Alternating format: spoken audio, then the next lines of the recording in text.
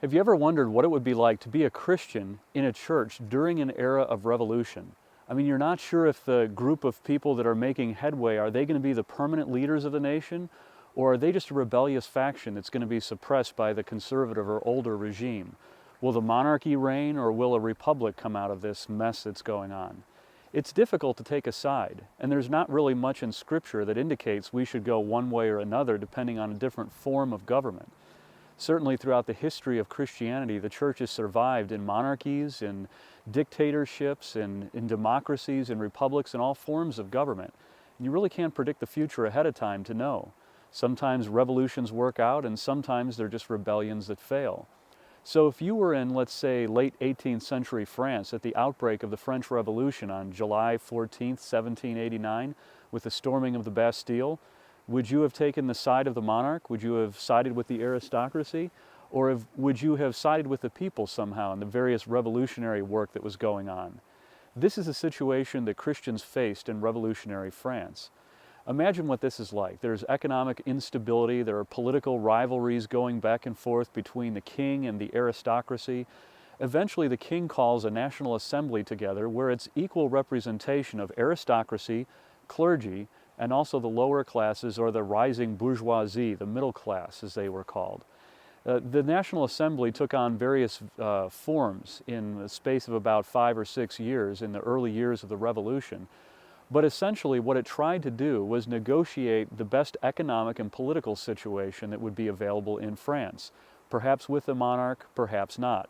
Eventually it decided upon a republic and not a monarchy, and there was more power of the people and more, at least even though there was economic instability, the people had more of a say, the majority of the people of the lower classes. Power was wrested away from the aristocracy and away from the monarchy, and Christians were wondering exactly what is our place in this newfound government in France.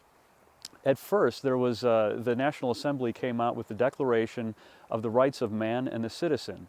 It was a document not based on how God created the earth and how He wanted His creatures to interact with one another, but rather on natural law. It was the absence of God, but the glorifying of man, to put him in a position of high glory in France. Eventually, however, this gave way to kind of a state-controlled religion. There was something called the Civil Constitution of the Clergy, where if you were willing to sign this and abide by the dictates of the state, you were allowed to continue to practice your ministry. But if not, you pretty much had to leave, or you were persecuted or perhaps even imprisoned. Anybody who didn't get along with the state during this time was often imprisoned or persecuted. Many executions took place. As a matter of fact, it became a time of great paranoia, where executions by guillotine or imprisonment took place frequently. So trying to figure out how to be a Christian in the era of this revolution was kind of strange. Eventually, the Catholic Church was completely replaced in France, and so were Protestants, by what was called the cult of reason. You see, these revolutionaries, looking back to an ideology that came along before the revolution, they looked to the era of the Enlightenment, the writings of Montesquieu, Voltaire, Rousseau, and others. And they began setting up reason and philosophy as the main religion of France. They called it the cult of reason, and eventually they called it the cult of the supreme being, not the God of Christianity, but a goddess of reason, or just some kind of general idea of reason. It wasn't really rooted in its religious history at all. It was like philosophy was taking over where religion was. And I believe this was because the Enlightenment had preceded as a philosophical background these revolutions in France. On the other side of the pond, so to speak, in the United States, as we were trying to figure out on this side of the Atlantic where we were going to go with our government, would we remain faithful to the British Crown, or would we start our own United States of America? Many discussions were had as well about revolution, about the same era as these revolutions were going on in France.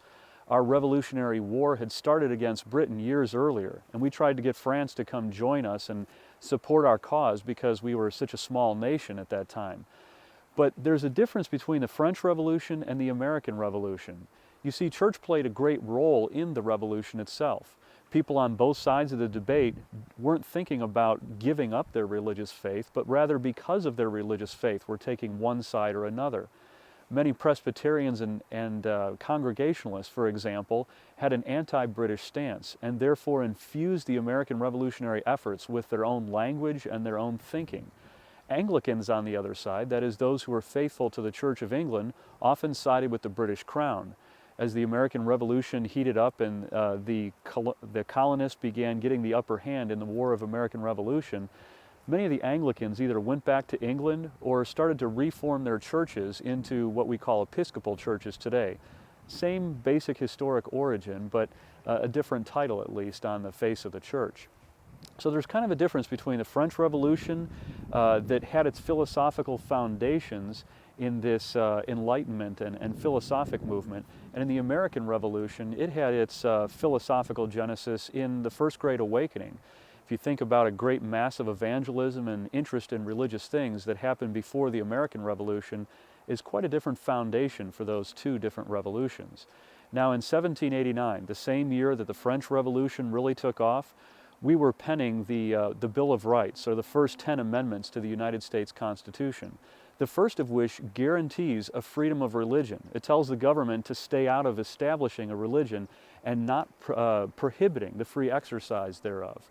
So in America, right away, we said there's going to be this kind of two different realms for religion and the state, and we established that from the very beginning.